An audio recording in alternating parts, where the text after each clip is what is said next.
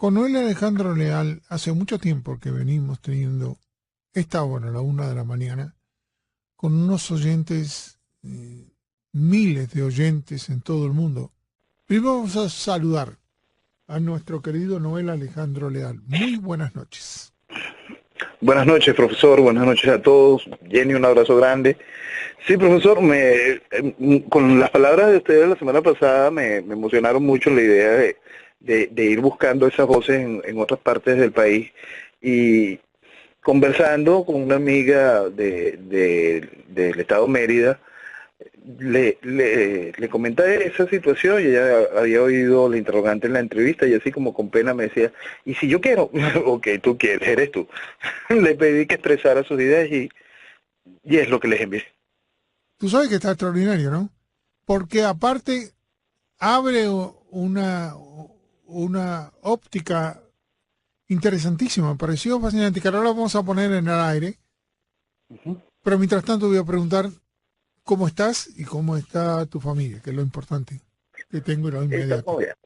Estamos bien dentro del marco de lo que la revolución permite, es lo que uno puede salir de, de, de la casa y disfrutar lo que queda de Venezuela, es decir, nuestro cielo, el Ávila en Caracas, y lo que alimenta hoy al venezolano que siente Venezuela, que es cuando la calle vibra, cuando está esta juventud decidida a hacer su futuro, a recrear un mañana para Venezuela, a crear un mañana para Venezuela.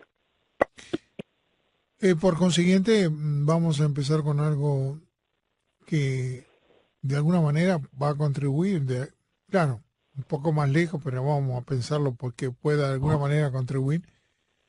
Es en el caso que Trump anuló los negociados de dar dinero a Castro para mantenerse Sí, y, es que y de alguna manera se la jugó, para mi punto de vista, no quiere decir que pueda otros tengan otra opinión, y que esto va a contribuir en mucho también a que se esté por todos los medios posibles acogotando a la estrategia que tengan Maduro con su equipo de narcotraficantes, ¿no? sí, pero el gobierno es el único que está tomando más o menos en serio esta noticia, el gobierno y la resistencia en la calle. La oposición formal, la oposición cómplice del gobierno, quiere que la noticia pase por debajo de la mesa y no se tome con importancia, ¿no? Aquí teníamos diversos representantes de esa mesa de eso que llama Mesa de Unidad Democrática, esa agrupación que se ha abrogado, que lamentablemente también la gente con el voto le abrogó la disposición de erigirse como vocera de la oposición. Lo teníamos negociando en las distintas aperturas que había logrado Obama con los Castro. Estaban participando en mesas de negocios con Cuba y en grandes relaciones de intercambio comercial con Cuba. Y ahora hasta este negocio se les viene hacia atrás gracias a una decisión firme que ya Trump había advertido. Y eso es parte de lo que hablábamos hace mucho tiempo en el programa, profesor. Hoy precisamente rescaté un viejo tuit que hizo Jenny con mis palabras con respecto al daño que hubiese sido un triunfo de Hillary y lo que iba a hacer Trump para poner el nombre de tiranía al régimen venezolano. Las palabras de Trump ayer fueron muy claras en ese sentido, explicando cómo Cuba ha mantenido sometida a Venezuela. Algo que aquí nuestra estructura política se niega a decir de manera clara, la cual esa claridad ya rebasó y ya en las calles cada vez se siente mucho más la realidad de lo que ha venido significando Cuba en la relación con Venezuela. Por primera vez en este país, y es algo bien difícil de explicarlo, ¿no? Pero por primera vez en el país se odia a Fidel Castro.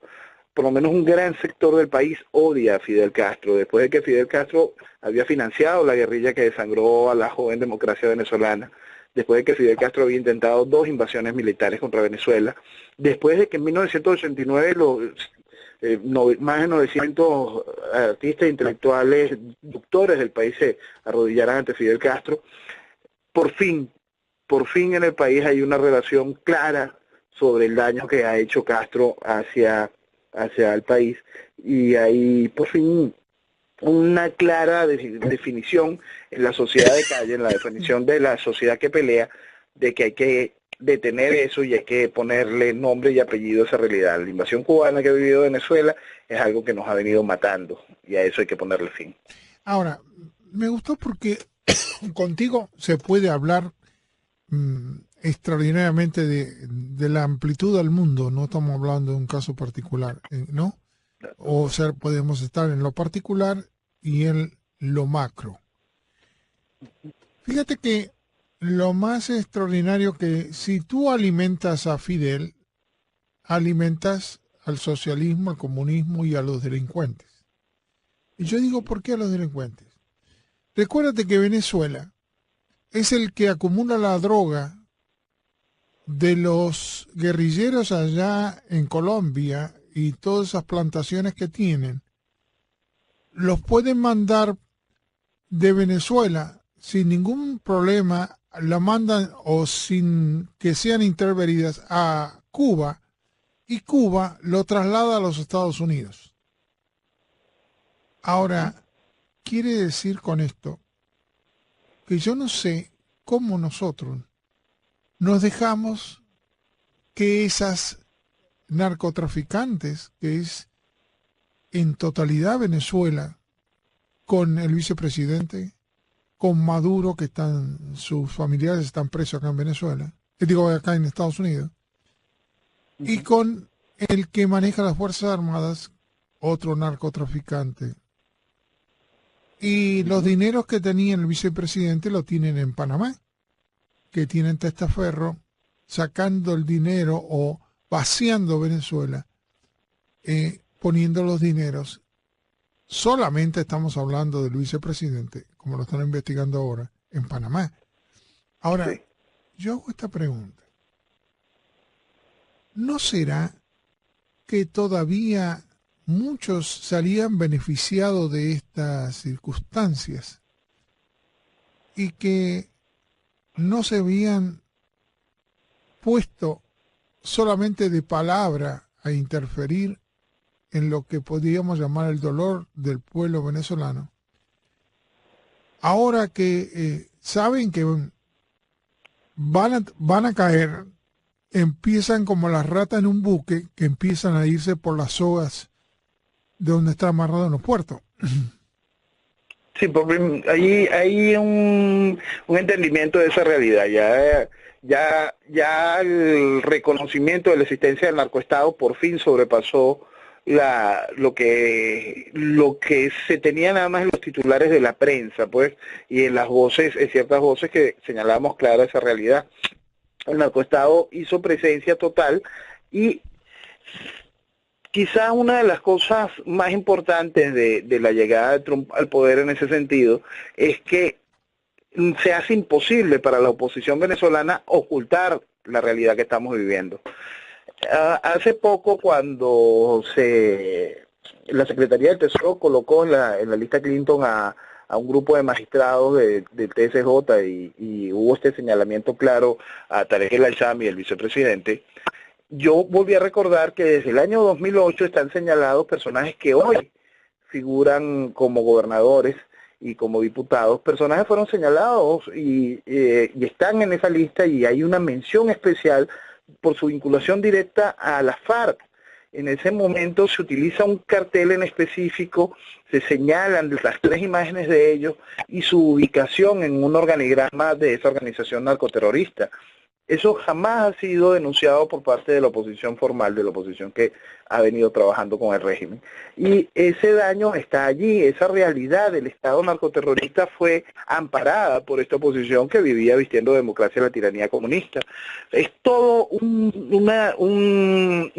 gran círculo vicioso el que ellos han instaurado, el que yo definí como que es esta izquierda vegetariana siempre sirviéndole comida a la izquierda carnívora, y la izquierda carnívora va haciendo su trabajo, pues el socialismo adormece para que el comunismo esclavice, y va utilizando todas las armas, y el arma del narcotráfico ha sido en muchos sentidos muy efectiva, porque le ha rendido al gobierno altos dividendos en lo que es corromper, envilecer, dañar cualquier nivel de la sociedad, desde un dealer hasta un general, desde un que llegó otro dealer, un magistrado, todos van entrando en parte de esa maquinaria que ha venido acabando con cualquier atisbo de institucionalidad que había en el país y ha venido cercenando las posibilidades de que se pueda organizar algo medianamente serio frente a la capacidad de corrupción que produce la droga. Ahora, esto a su vez le ha dado liquidez también al régimen y poder e influencia para poder ir aumentando toda esa estructura, dándole la fuerza económica, el respeto de lo que tenía el nombre de Venezuela, tanto en identidad como en nuestros buques, como en nuestras capacidades de transporte, la ha ido haciendo parte de la estructura del narcotráfico. Y eso ha contribuido a que el mercado del narcotráfico se haya disparado y que sea Venezuela quien sea el ojo del huracán hoy en cuanto se habla de narcotráfico. Sí, ahí tienen seguridad para estar ahí. Sí. Ahora, fíjate, también sabemos que muchos de los comerciantes, un ejemplo solo, están comprando azúcar en Canadá y después lo empaquetan en Venezuela. Quiere decir que hay muchos que también se calzan la boca porque los delincuentes le dan negocios porque todo lo que tiene que entrar en Venezuela tiene que ser comprado afuera. Sí, el gobierno se quedó con eso y entonces aquí nadie puede comprar ni vender sin la marca de la bestia en la frente. Cuando usted logra un control cambiario de esa magnitud y destruye todo el aparato industrial nacional, no le queda más que depender de la importación. Siendo el gobierno el único manejador de la divisa, no hay otra oportunidad de hacer nada si no se está de acuerdo en una negociación que involucra, juro, la corrupción con el régimen. Claro. Y entonces dejas un dinero de comisión afuera y lo pagas tú allá, pero el dinero queda fuera de los que hacen los permisos de entrada de Venezuela, de las distintas necesidades, que son todas, para entrar en Venezuela. Desde comprar una gasa para la cosa, de comprar lo que sea, un tornillo, todo eso va a tener que pagar una comisión extra que queda fuera para beneficio de los delincuentes que están en el poder. Fíjense usted eso como lo acabamos de definir de manera macro. Si bien para poder importar desde una gasa, un kilo de azúcar, a cualquier cosa que indique desde comida a producción, se depende de un acto de corrupción con el gobierno. Ahora, imagínelo en el micro, en el día a día de cada venezolano. El gobierno está imponiendo ahora lo que ha llamado el carnet de la patria, que es una libreta digital de razonamiento. La libreta de razonamiento cubana, nosotros por supuesto estamos haciéndole el aporte tecnológico y Maduro orgulloso todos los días la exhibe. Va obligando a la población, a distintos sectores de la población, que se adhieran a ese nuevo grillete digital. A medida que la gente va tomando eso, se va adaptándose más a las imposiciones del gobierno. Esto va más allá de la bolsa de comida, esto va más allá de la posibilidad de que la gente haga cualquier cantidad de horas de cola y pueda conseguir algún tipo de alimento. Ahora, no solo vas a tener que hacer las horas de cola, sino tienes que haber pasado para poder obtener este carnet. Este carnet te ubica ya de manera automática dentro de las filas del partido del gobierno. Este carnet de una vez hace una reseña previa de tu familia. Para obtener el carnet tienes que hacer tu cola respectiva, tienes que pasar por el proceso de humillación típica a lo que someten estos sistemas. Y el carnet poco a poco se volverá esa marca de la bestia. Sin ella no podrás comprar ni vender. No podrás comer si no estás carnetizado bajo ese esquema. De aquí a un tiempo mediano, si le seguimos permitiendo al gobierno mantenerse en el poder. Bueno, fíjate que yo tuve la oportunidad de ver en Cuba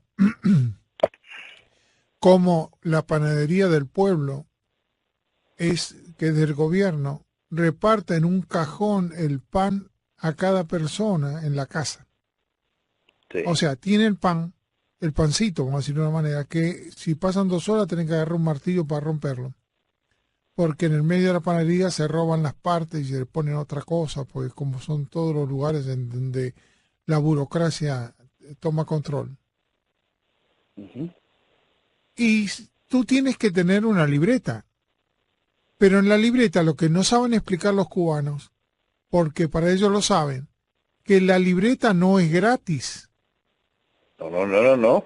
Lo que se consume hay que cancelarlo. Claro, y hay que cancelarlo y se va quitando el porcentaje de tu sueldo. Sueldo, profesor, llegamos a un punto que quería comentarle, que usted siempre está muy pendiente de lo que es la realidad del salario venezolano versus la realidad del dólar en Venezuela. Nuestro salario en estos días, profesor, con la nueva devaluación implementada, con la inflación desatada que hay, está en el orden de los $7 al mes. Eso nos pone por debajo de cualquier nivel internacional. ¿De Cuba? ¿Por debajo de Cuba? Sí. Muy por debajo de Cuba. Claro. A $7 al mes. Es una cosa salvaje si lo colocamos a la tasa del dólar negro hoy. Hay un punto increíble en esto para poderle explicar el nivel de devaluación. Hace menos de 5 o 6 meses se impuso un nuevo billete, el billete de más alta denominación en Venezuela. Pasamos que nuestro billete de más alta denominación era el de 100 bolívares, pasamos a un billete de 20.000 bolívares como el billete de más alta denominación. Del momento del lanzamiento de ese billete al hoy, ese billete perdió 42% de su valor. Quiere decir que son 10.000, más o menos. En menos de 6 meses. Esa es la realidad de lo que ha hecho el socialismo con nuestra moneda.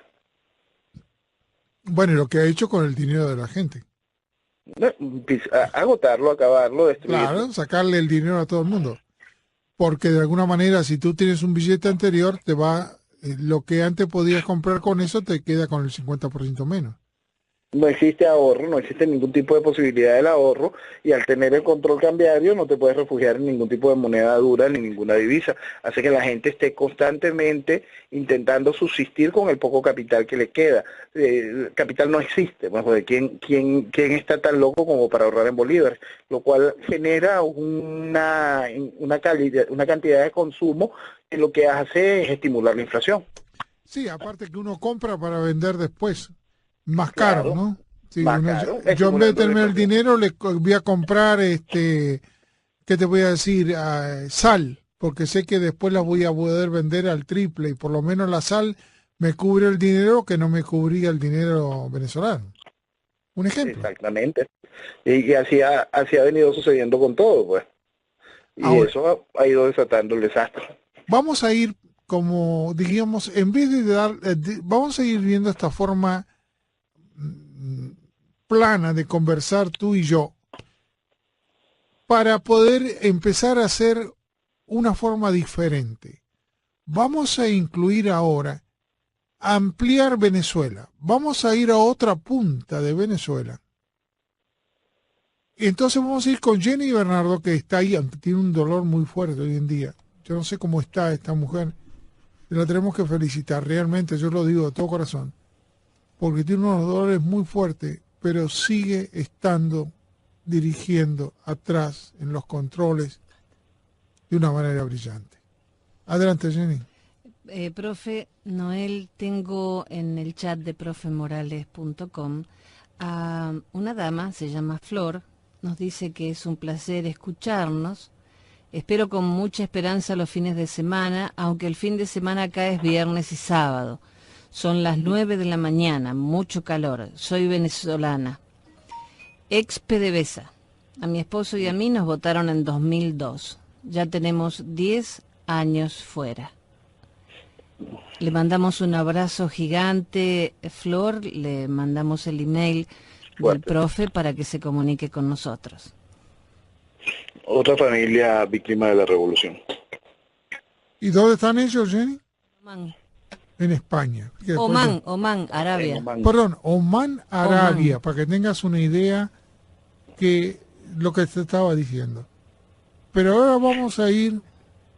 Esto es una ampliación increíble de las redes sociales, te lo decía, lo que hemos hecho a través de estos tiempos de abrir las líneas en Venezuela en directo y las redes sociales. Esto demuestra ese éxito que se está teniendo para defender la libertad en Venezuela. Ahora, cuando Jenny quiera, vamos a ir a otra parte donde Noel Alejandro Real logró que alguien más hablara de otra parte de Venezuela. Hola, buenas noches. Mi nombre es Gabriela Pineda. Soy una venezolana, una gocha de Tovar, Estado Mérida. Soy mamá, profesional egresada de la ilustre y amada Universidad de los Andes. Quiero hacerles llegar mi sentir, mi preocupación en torno a la situación a la cual está atravesando mi país y mi punto de vista a través del cual, por el cual vemos que los estados andinos han estado tan comprometidos en esta lucha por la libertad de Venezuela. No es secreto para nadie que de acá de los Andes sale un porcentaje muy importante de lo que come el país. El agricultor andino de pequeño se le enseña a cultivar su tierra, a amarla, y creo que ese es uno de los principales motivos por los cuales el andino lleva en sus genes el amor por Venezuela.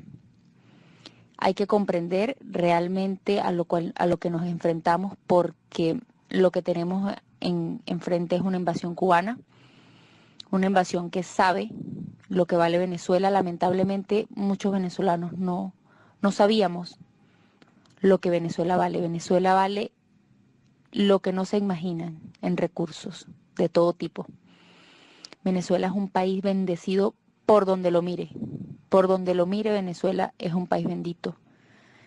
Y por eso creo que el andino ha estado tan comprometido, o estamos tan comprometidos con la libertad. No tenemos agenda electoral para nada.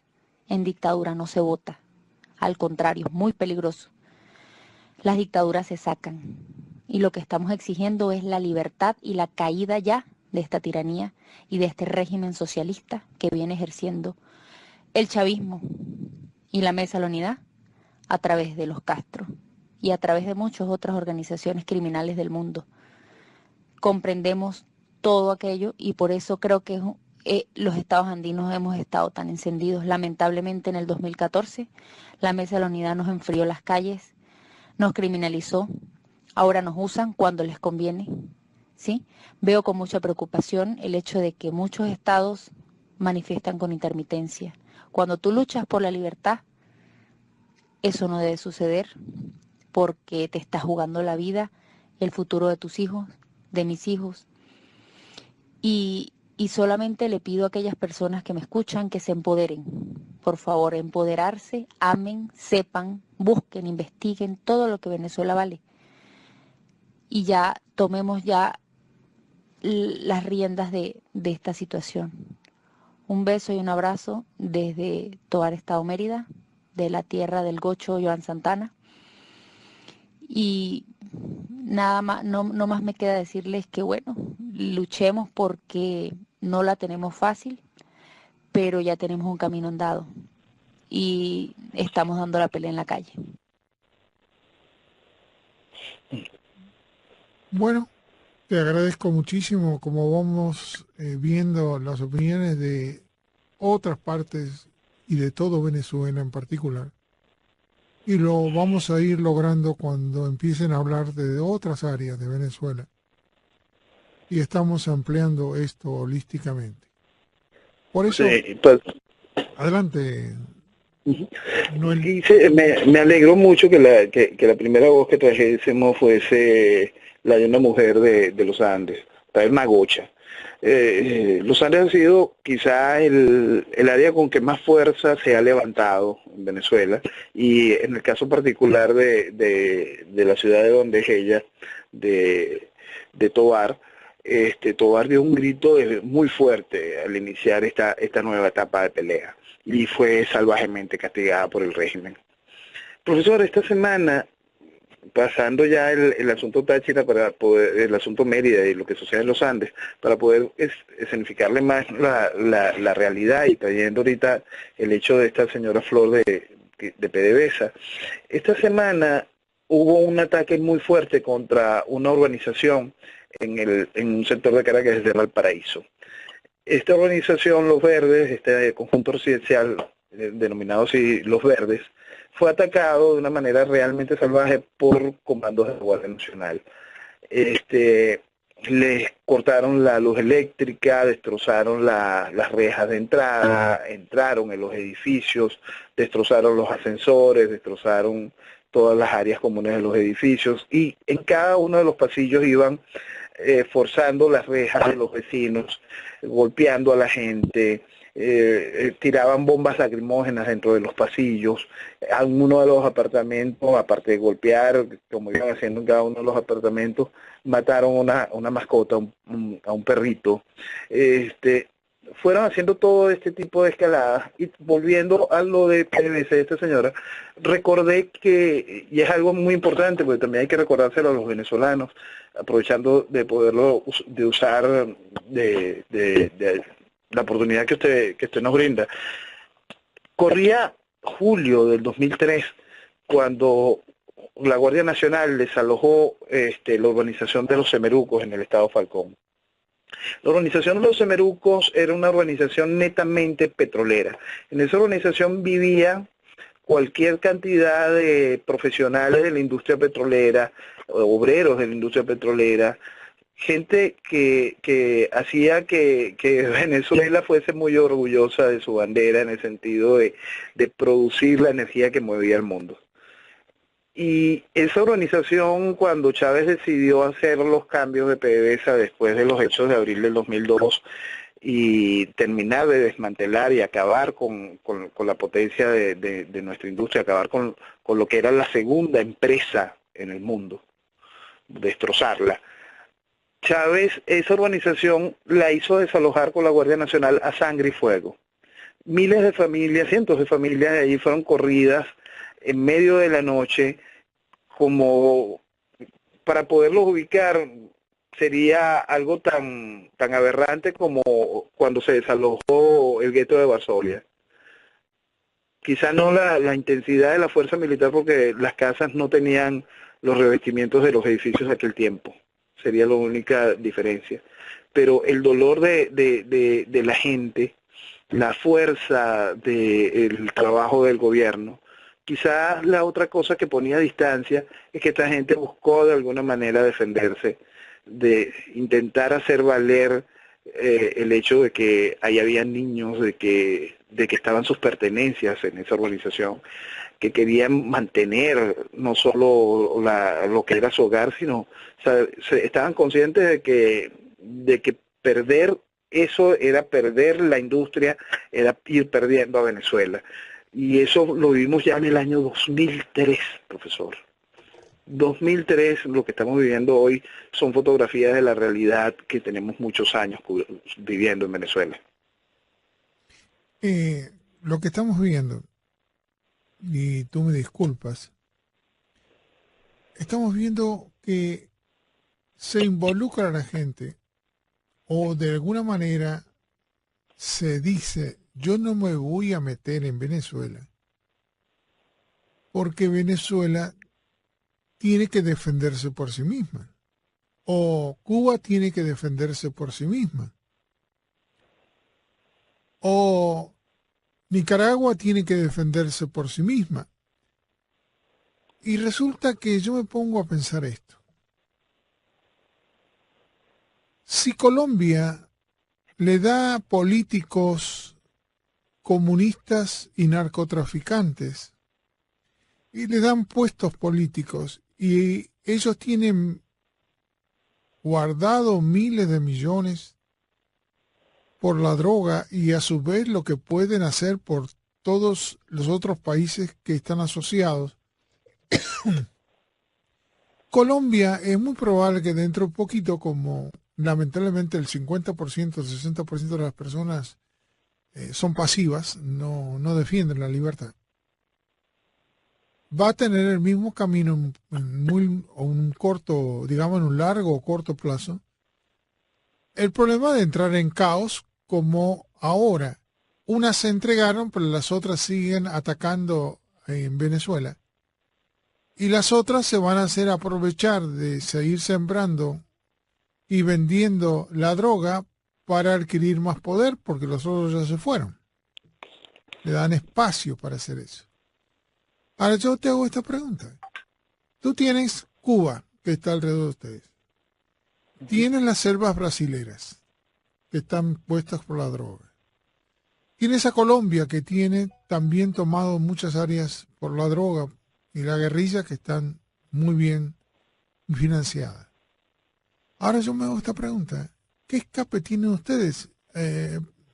¿A dónde quieren ir, no? Porque todo lo que está alrededor de ustedes, inclusive México, que el exdirector de la DEA dijo que el presidente fue puesto el dinero de la droga para llegar a la presidencia en México, y ya muchos de los gobernadores mexicanos están perseguidos por estar en el narcotráfico y en la delincuencia.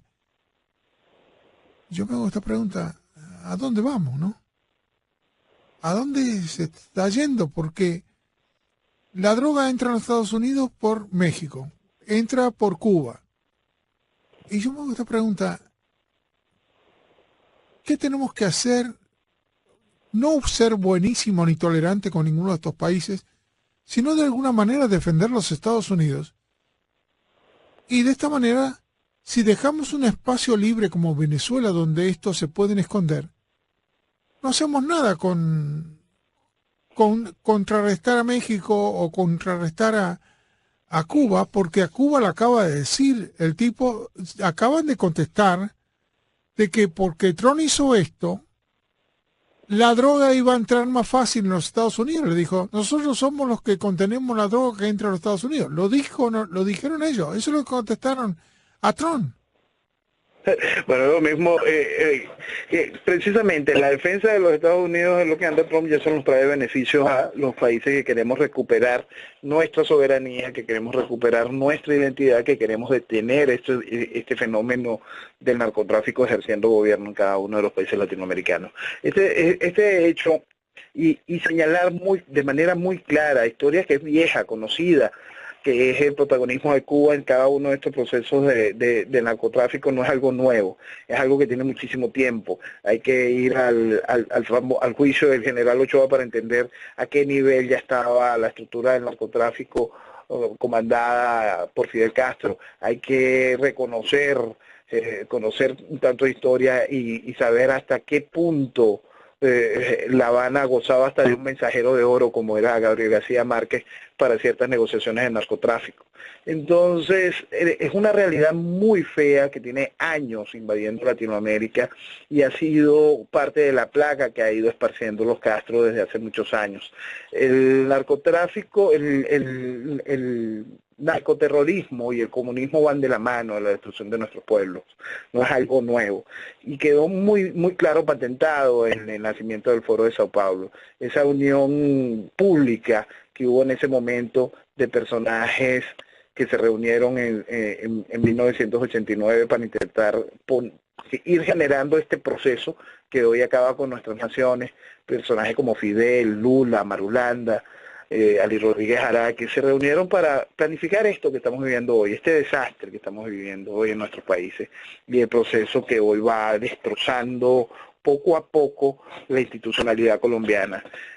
Es grave la situación en Colombia, tienen un espejo muy claro en lo que sucede en Venezuela, ojalá reaccione rápidamente esa sociedad. Ellos tienen un líder que les trajo paz, que le hizo un país después de que era el país más a temer en Latinoamérica. Ellos tuvieron la oportunidad de tener 8 años de Uribe y que les cambiara la cara. Ojalá guíe de nuevo a Colombia hacia el lugar correcto. Por eso es que es tan interesante tener liderazgos claros sobre las situaciones de cada uno de los países. Gente con una visión que esté realmente por encima de la necesidad política electoral del momento, gente que esté consciente de que lo que vale un país, gente que esté muy consciente de lo que vale la legitimidad de un país. Y aquí en nuestro país todavía adolecemos mucho de eso. Tenemos en contra que el eventual nuevo liderazgo ha sido todavía mediatizado y no termina de poder brillar lo suficiente para poder ejercer de verdad su fuerza como liderazgo en el país. Tenemos a nuestro favor de que hay mucha gente que está muy clara en que esa realidad hay que detenerla. Y mientras ese mensaje siga corriendo, siga entrando con fuerza, vamos a poder recuperar al país e ir hacia la otra parte de la pregunta que usted decía. ¿Hacia dónde escapamos? ¿Hacia dónde vamos a escapar? Vamos a escapar es hacia el futuro, porque Venezuela no tiene lugar hacia dónde volver. Venezuela va a escapar hacia el futuro y va a hacer lo que hace Venezuela en cada uno de los procesos del subcontinente, arrastrar al resto de los países hacia el futuro. Si el futuro nosotros no lo cambiamos y dejamos que el futuro siga siendo malo en Venezuela, lamentablemente Latinoamérica va a seguir sufriendo como lo ha venido sufriendo estos años. Si el futuro de Venezuela cambia hacia el progreso, hacia el desarrollo, hacia la libertad, Latinoamérica va a ir caminando esa senda. Ahora, entre tú y yo, yo voy a tener un problema, pero tampoco puedo tapar o decir lo que pienso, aunque esté equivocado. Porque es un diálogo que estamos hablando con total franqueza. Recordemos que el presidente Trump es el único que está hablando, y no lo estaba hablando Obama ni los demócratas, de poder ayudar a Venezuela. Bien clarito. ¿Sabe lo que me extrañó? Que en este momento que Trump estuvo en Miami, no he visto grandes conglomerados de que estuvieran ahí presentes cuando vino Trump. Porque acá hay que ayudar. Acá cuando en los Estados Unidos tú tienes que decir lo que quieres o de alguna manera expresarlo. Porque sí es la única manera en que va a ser ayudado, según las versiones que tengo. Hay un presupuesto para Venezuela. Hay un presupuesto para continuar también con lo de Cuba. Por eso me pregunto, hay que pensar un poco más en demostrar o apoyar a quienes están ayudando a Venezuela. Hay que demostrarlo, hay que hacerlo público. Hay que hacerlo patente, público, y esa es parte del dolor que le expresaba yo al principio. Nosotros tenemos una dirección política que es tan sumisa y tan colaboradora con el gobierno, que no ha hecho el mínimo de explicarle al país la importancia de la acción del presidente Trump esta semana. Uno no está leyendo ningún tipo de columna de prensa, uno no está viendo ningún tipo de acción política por parte de la dirigencia que ha venido, que lamentablemente sigue teniendo una grandísima influencia en nuestra sociedad, diciéndole al país el valor de esas palabras. Trump dejó muy claro que es la tiranía cubana la que soporta la tiranía venezolana.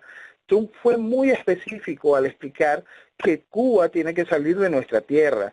La trató de invasión, la trató con cada uno de los términos que uno ha venido expresando desde hace mucho tiempo, los cuales no hacen eco dentro de la dirigencia de la oposición, que está totalmente consciente de la realidad, está muy consciente de eso, pero aquí no se habla sobre esas cosas. Yo tuve la oportunidad de participar en una cátedra política, la cátedra Pío Tamayo, hace años ya, creo que para el año 2009, y explicaba un resumen de ideas que puse en ese momento, que era sobre la penetración cubana dentro del proceso histórico de las Fuerzas Armadas Nacionales, de las Fuerzas Armadas Venezolanas. En aquel momento, si se podía hablar sobre la realidad de esa penetración dentro del área militar, y era más que evidente la penetración en el área político, cultural y comunicacional, como hoy, frente a lo que ha logrado hacer Donald Trump esta semana, sigue el silencio dentro de la estructura política, es una cosa que realmente tiene que avergonzar a cada venezolano. Tiene que hacer un gran llamado de atención sobre que nosotros tenemos un gran establishment político, social, cultural, comunicacional, que tiene que hacerse a un lado para poder reconstruir el futuro del mañana. Es una gran banda de país que ha hecho daño y seguirá haciendo daño si nosotros mismos no la ponemos a un lado. Cualquiera que no ha identificado hoy de manera clara el hecho de que estamos a una invasión cubana, cualquiera que no ha utilizado los términos correctos contra este gobierno, identificándolo ideológicamente como lo que es un régimen socialista, cualquiera que no ha hecho de manera clara, cualquiera que ha banalizado el carácter criminal del chavismo, son culpables de que estemos viviendo esta realidad por casi ya 2 décadas. Porque tenemos hay unos pasos muy importantes para seguir ahogando a los delincuentes y a los narcotraficantes ya declarados venezolanos. Nos perjudica a los Estados Unidos. De alguna manera, si eso nos perjudica a los Estados Unidos, la imagen que hay afuera, que Estados Unidos no puede intervenir ni modificar nada, pero necesitamos que se hagan las conexiones, se haga notar para que se siga apretando y el apoyo a Trump, porque va a llegar un momento en que lo que podrá ser la caída de Maduro en la parte económica, como entre comillas pudo haber pasado con Rusia, es en el sentido de ahogarlo económicamente. Es uno de los pasos que tendrá que cubrir y es uno de los pasos que más va a doler en Venezuela, teniendo en cuenta que consumimos todo importado. Sí, pero no solo eso, sino también, recuérdate, quien está manteniendo, entre comillas, a Maduro es Estados Unidos. ¿Por qué? Estados Unidos es el que le paga a los dineros del petróleo que manda Estados Unidos. Los demás, como bien tú dijiste la otra vez, a China o a cualquier otro país, ya sacó créditos, y es decir que el petróleo que manda es para pagar el crédito que ya Maduro se llevó fuera del país y todo delincuente narcotraficante. Sí. Ahora, cortar la compra de petróleo, en este momento que el petróleo está tan bajo, estamos hablando de que antes de ayer estaba en 45 pesos, y el venezolano debe estar mucho más barato todavía. El momento es que, ¿por qué? Porque habrá muchos comerciantes norteamericanos que eso lo va a perjudicar. Porque hay muchas empresas norteamericanas que están en el teje y maneje de la compra del petróleo y su propio beneficio. Claro. Y el problema que tenemos es que ahora hay unas super reservas de petróleo aquí en los Estados Unidos y que es muy probable, es el momento oportuno para que esas compañías no se perjudican comprando petróleo de otro lado a bajo costo y no ir a comprar el petróleo venezolano que hay que refinanciar, y donde lo refinancian, donde lo refinan es aquí en los Estados Unidos.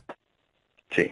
Y si no le cortamos el petróleo que manda de allá, le vamos a cortar económicamente de donde Maduro se mantiene. Por eso digo que hay que apoyar a Trump.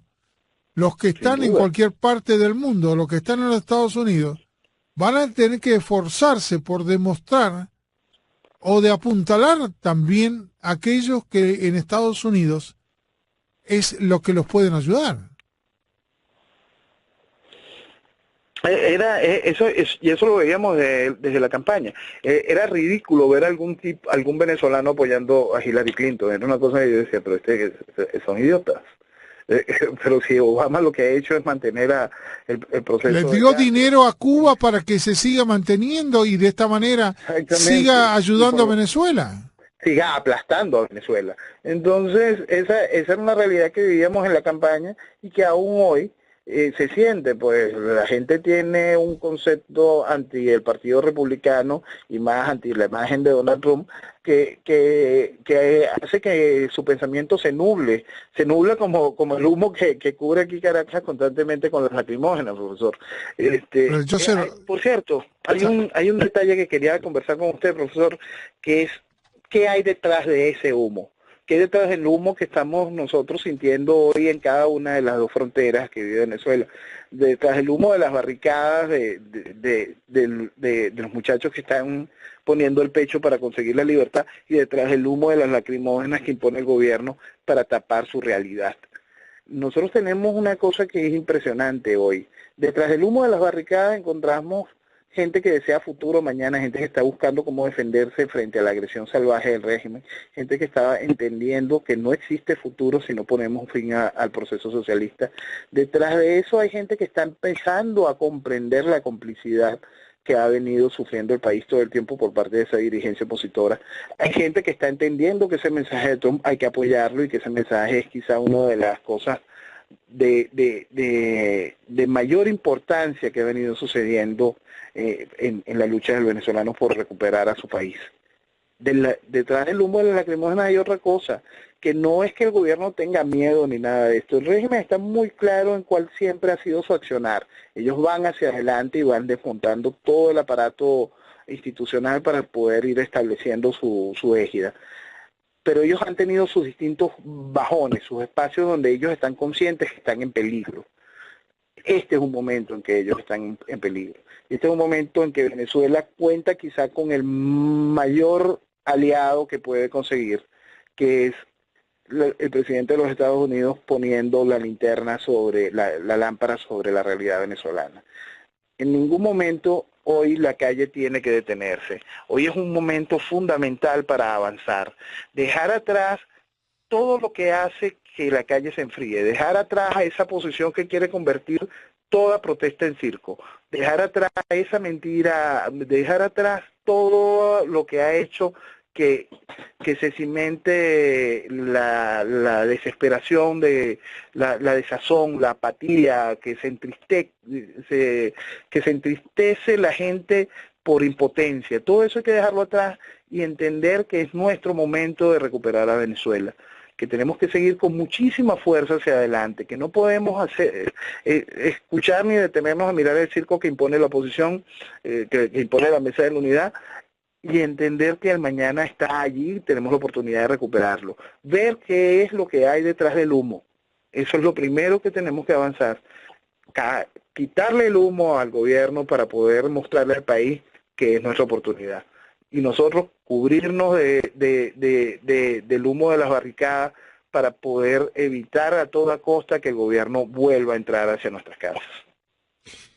Por eso digo, lo que está haciendo, lo que se hace ahora va a tardar su tiempo en producir su efecto. Pero hay que ir sembrando en el camino, aunque algunos queden, van a ir quedando.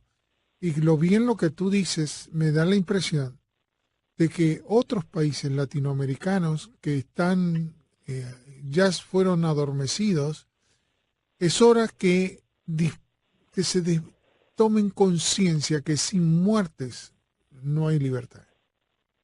Acá no hay vuelta de hoja, ni que digan pobrecito se muere. No, lamentablemente, o te ganan la libertad y van a aparecer muertos, o mejor te van a ganar los comunistas como están ganando, como están tomando terreno en España, como están tomando terreno en otros países latinos, y lamentablemente después, una vez que tomaron el control o el 40% o el 50%, como en muchos lados, es muy difícil sacar del poder. Ya hace todos los años del mundo, uno de los padres fundadores de los Estados Unidos, Jefferson, fue muy claro en ese sentido. El árbol de la libertad debe ser vigorizado de vez en cuando con la sangre de patriotas y tiranos. Ese es su fertilizante natural. Tú sabes lo que me da la impresión, de que muchas veces la mentalidad de los pobrecitos cuesta mucho, porque cuando tú dices pobrecito, no tiene que darle de comer, hay que darles trabajo, pero eso mientras que le puedes dar mientras que a ti te sobre, pero no le puedes dar de los que tú dejas en tu casa que no coman o que vivan una vida miserable. Lamentablemente siempre va a haber pobrecitos. Siempre, es que es una realidad natural, por eso es que es tan antinatural cualquier concepto socialista. Las clases sociales existen, las diferencias humanas existen, que es lo que nosotros tenemos que buscar la equidad, nosotros no podemos permitir la pobreza extrema, nosotros tenemos que permitir el desarrollo de una sociedad, pero no se puede permitir el desarrollo de la sociedad matando la producción, mandando la ambición de riqueza, mandando la ambición de futuro y desarrollo de los demás. Es una cosa que es totalmente lógica. Por eso es que es tan antinatural cualquier concepto socialista. Bueno, pero eso es lo que estaba prevaleciendo con los demócratas aquí. O sea, están haciendo solapadamente. Fíjate que hay independientes en el Partido Demócrata que son izquierdistas. Ahora, yo digo una cosa, ¿cómo juegan a los papeles todos de izquierdismo extremo hasta el socialismo? ¿Para dar beneficio a quién? Porque si nosotros seguimos con la misma filosofía que tienen este Partido Demócrata, que tienen los países latinoamericanos. Estamos transformándonos en un país del tercer mundo. A una velocidad impresionante, profesor, a una velocidad impresionante. El cáncer del socialismo va carcomiendo y es que algo que la gente tiende a aceptar de una manera muy fácil porque lo abriga con irresponsabilidad. Y tú sabes lo que Lo abriga con irresponsabilidad. Y estoy viendo que ese poder económico que viene de los países latinos, compran aquí televisor, cosas de televisión, radios, y tú no te das cuenta que por eso las teorías de defender a los Estados Unidos no, se ponen a defender los países latinos que nos rodean. Y eso tampoco es correcto. Está libertad, pero estos canales de televisión lo único que hace es defender a los países que corresponden quien los compró. Y es muy triste eso. Por eso tú no escuchas muchas cosas de libertad. Es un abuso de